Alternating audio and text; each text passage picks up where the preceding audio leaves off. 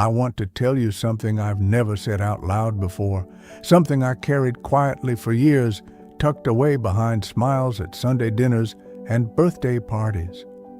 Something I think you might already know, because maybe, if you're honest with yourself, you felt it too. There was a Thanksgiving, maybe 4 or 5 years ago now. My daughter had gone to great lengths. The good dishes were out. The house smelled like everything warm and wonderful. All the grandchildren were running through the living room. My son-in-law was telling a story that had everyone laughing, and I was sitting right there at the head of the table, surrounded by every single person I love most in this world, and I felt completely alone. Not lonely in the way you feel when nobody's home. This was different, deeper, a kind of invisible loneliness, the kind that sneaks up on you when you're in a full room and somehow still feel like you're watching everything from behind glass. Like life is happening all around you and you're just there, present in body, but somehow not quite reached. I pushed it down that night, helped with the dishes, kissed the grandkids goodbye, drove home, and when I sat down in my chair and the house went quiet, I finally let myself feel it, and I cried. Not a dramatic cry, just a slow, tired kind of sadness that I didn't fully understand yet. I didn't know it then, but what I was feeling had a name, and millions of grandparents across this country feel it every single day, even the ones surrounded by people who love them, maybe especially them. I know you felt this, maybe not exactly the way I described it. Maybe yours looks a little different, but I think you know the feeling I'm talking about. Maybe it's the phone that doesn't ring as much as it used to. You tell yourself the kids are busy, and they are, you know that. But there's a part of you that wonders if you've slowly become optional, like a phone number saved in a contact list that nobody dials anymore. Or maybe it's the holidays. Everyone comes home, there's noise and laughter and chaos, and it's everything you thought you wanted. But then they leave, and the silence that follows is so much heavier than the silence that came before. Because now you know what you're missing. Or maybe, and this one took me a long time to admit, maybe it's the conversations, the ones that stay on the surface. How are you? I'm fine. The weather's been strange lately. Nobody asks what you're thinking about at 2 a.m. Nobody asks what you're afraid of. Nobody asks what you still dream about. And after a while, you stop volunteering it because you don't want to be a burden, because you spent a lifetime putting other people first, because that's just what your generation does. I came across a study from Harvard, their ongoing research on adult development and happiness, that found something that stopped me cold. It wasn't money. It wasn't health. It wasn't even how many people were in your life. The single greatest predictor of happiness and longevity in older adults was the quality of their close relationships. Not the quantity, the depth. And that's the part that broke my heart a little, because I had quantity. I had a full table at Thanksgiving.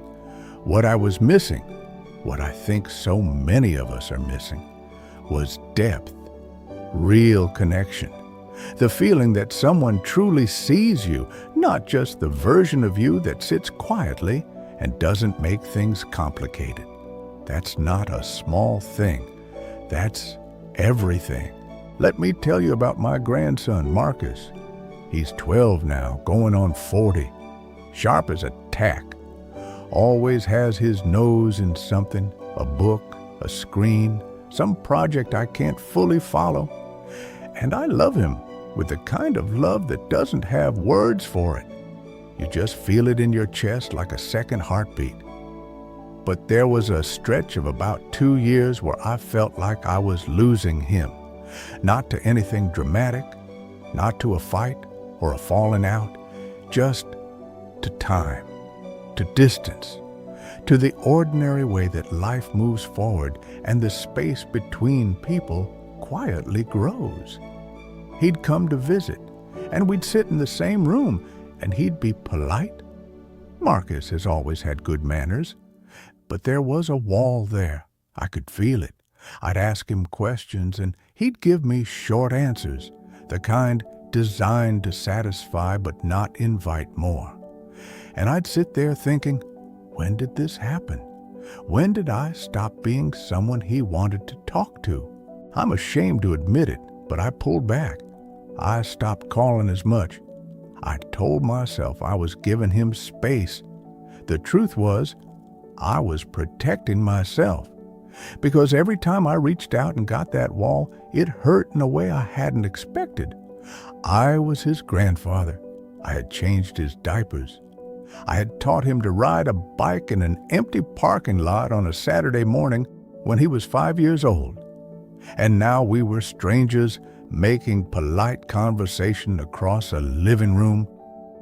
There was a child psychologist I came across, Dr. Kenneth Ginsberg, who works with families on connection and adolescent development, and something he wrote stayed with me.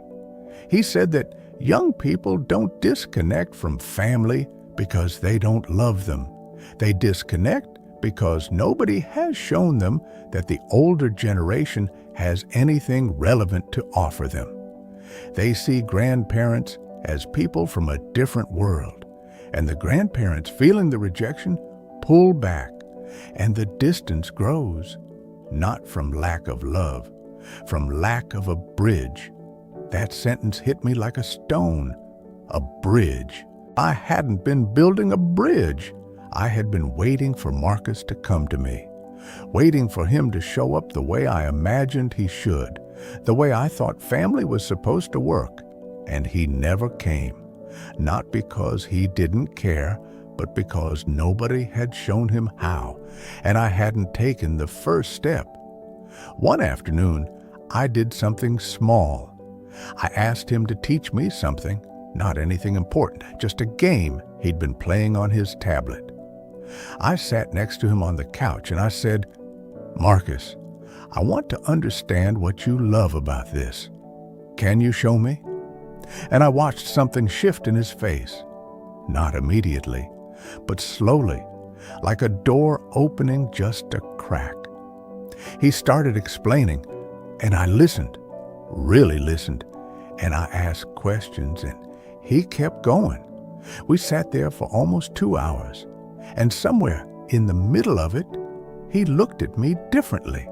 Not like I was old, not like I was from another world, like I was a person, like I was interested, like I cared about his life. That night, before he left, he hugged me. A real hug, the kind he hadn't given me in years. I drove home and I sat in my chair and I cried again, but it was a different kind of crying. After that afternoon with Marcus, I started paying attention differently.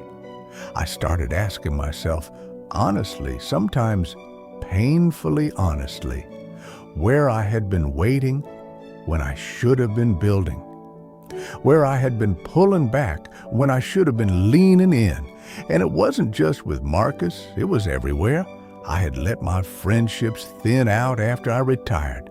I told myself I was resting, that I'd earned quiet, and maybe for a little while that was true.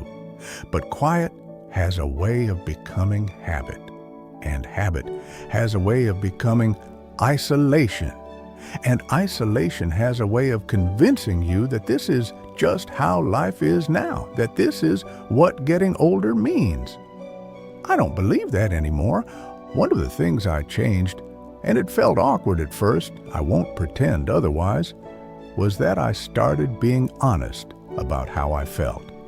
Not dramatically, not in a way that put pressure on anyone, but I started saying things like, "I miss you," and I'd love to spend some time together. Simple, honest, direct. I stopped waiting for people to read my mind. I stopped dropping hints and then feeling hurt when nobody caught them. I also started creating what I can only call moments of invitation, not grand gestures, small ones. I'd call my daughter and say, "I was thinking about that summer we drove up to Maine. Do you remember that? I'd love to look at those old photos together sometime." And more often than not, she'd say yes, because people want connection. They're busy and distracted, but they want it. They just need someone to open the door. I started going back to things I had loved earlier in my life and let fall away. A woodworking class at the community center. Sunday morning walks with a neighbor I'd waved to for 12 years but never really known. Small things, but they filled the space in a way I hadn't expected. They reminded me that I was still a person with interests and curiosity and something to offer. I also came to understand something about loneliness that I think is worth saying. Loneliness in older age is not a personality flaw. It's not weakness. It's not something to be ashamed of. A few years ago, the U.S. Surgeon General released a report calling loneliness an epidemic, not just among seniors, but across all ages. They found it carries health risks comparable to smoking 15 cigarettes a day. 15.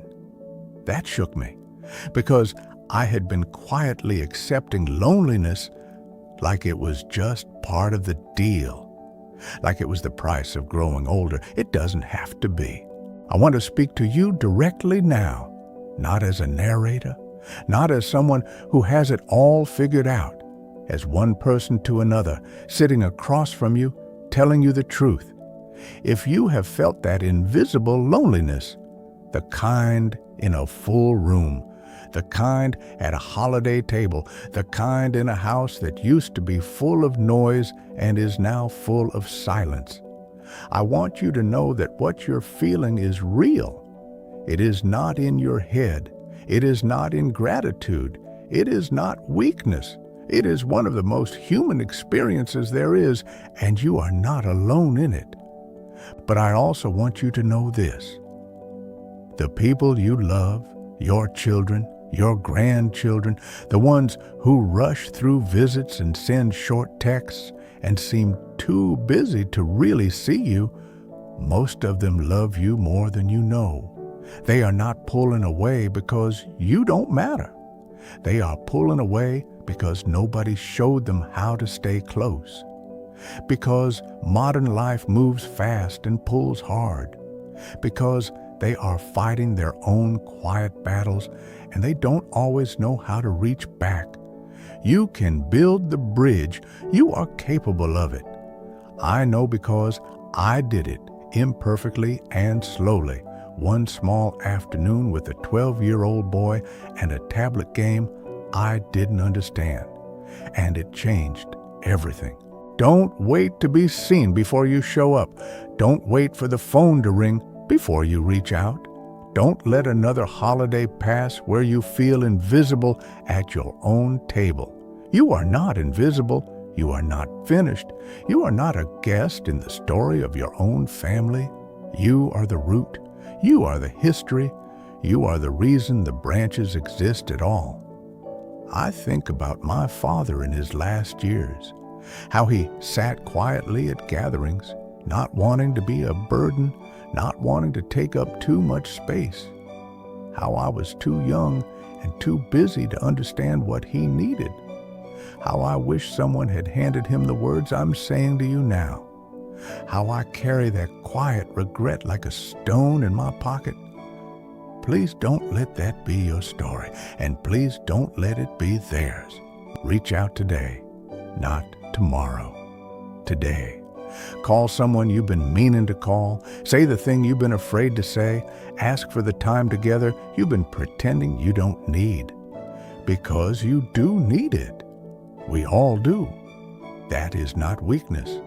That is what it means to be alive and human and still, even now, capable of love. I'm grateful you spent this time with me today. I really am.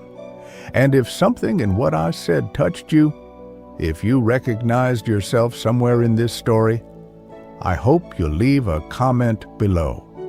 Not for me, for the person who might be watching this alone right now, wondering if anyone else understands. Your words might be the bridge for someone you've never met. You matter.